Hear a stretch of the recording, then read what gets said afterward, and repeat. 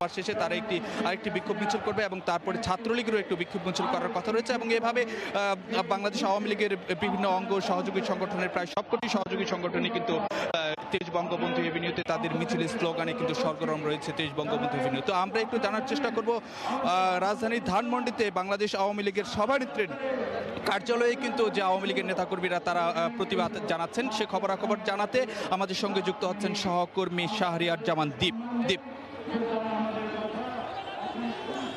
ধন্যবাদ রবিন। এই মুহূর্তে আমি রয়েছি রাজধানীর ধানমন্ডিতে। এখানে ঢাকা মহানগর উত্তর আওয়ামী লীগের উদ্যোগে একটি বিক্ষোভ মিছিল বের করা হয়েছে। আপনারা জানেন যে কুষ্টিয়ায় বঙ্গবন্ধু নির্মাণাধীন যে ভাস্কর্যটি ভেঙে ফেলা হয়েছে তারই প্রতিবাদে আজকে সন্ধ্যা 6:45টার দিকে এই বিক্ষোভ মিছিলটি বের করে ঢাকা মহানগর উত্তর আওয়ামী লীগ। ঢাকা মহানগর উত্তর আওয়ামী লীগের ঊর্ধ্বতন নেতৃবৃন্দ এখানে রয়েছেন এবং ঢাকার বিভিন্ন স্থান থেকে কিন্তু আমরা দেখতে পেয়েছি যে মিছিল নিয়ে এসে কিন্তু তারা এই বিক্ষোভ মিছিলে অংশগ্রহণ করেছেন এবং যতটুকু আমরা জানতে পেরেছি এই মিছিলটি ধানমন্ডি 15 নম্বর এখন প্রদক্ষিণ করছে।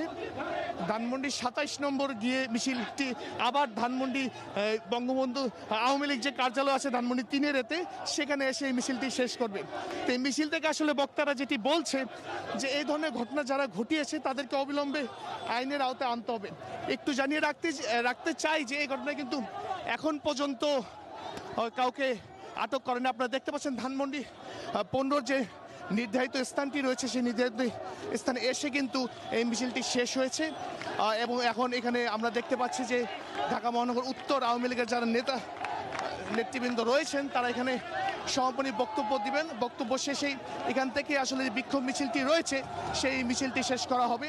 ঢাকা মহানগর উত্তর আওয়ামী লীগের ঊর্ধ্বতন নেতৃবৃন্দ এখানে রয়েছেন এবং ঢাকা মহানগর উত্তর আওয়ামী লীগের যে বিভিন্ন ইউনিট রয়েছে বিভিন্ন এলাকা থেকে কিন্তু নেতাকর্মীরা এখানে উপস্থিত হয়েছেন এবং তারা বারবার যেটি বলছেন এই ধরনের জঘন্য ঘৃণ্য একটি কাজ যারা করেছে তাদেরকে অবশ্যই আইনের আওতায় আনতে হবে এবং যারা দোষী তাদের উপযুক্ত বিচার করতে হবে।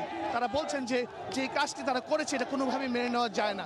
একটু জানিয়ে রাখতে চাই যে কুষ্টিয়ায় কিন্তু গতকাল রাতের কোনো এক সময় বঙ্গবন্ধুর নির্মাণের একটি ভাস্কর্য ভেঙে ফেলে দুর্বৃত্তরা এবং পরবর্তীতেই কিন্তু আমরা দেখতে পাই এখান থেকে আসলে মাকসুম এই ছিল সর্বশেষ যে ধানমন্ডি 3-এর আওয়ামী লীগ কার্যালয় থেকে মিছিলটি শুরু হয়েছিল এবং আমরা যে দেখতে পেয়েছি যে ধানমন্ডি 15 নম্বর এসে এই মিছিলটি শেষ হয় এবং এখন সমাপনী বক্তব্য দেওয়া হবে। মিছিলটি কিন্তু শেষ করা হবে। মাকসুম। কুষ্টিয়ায় বঙ্গবন্ধুর ভাস্কর্য ভাঙার প্রতিবাদে ছাত্রলীগ এবং ঢাকা মহানগর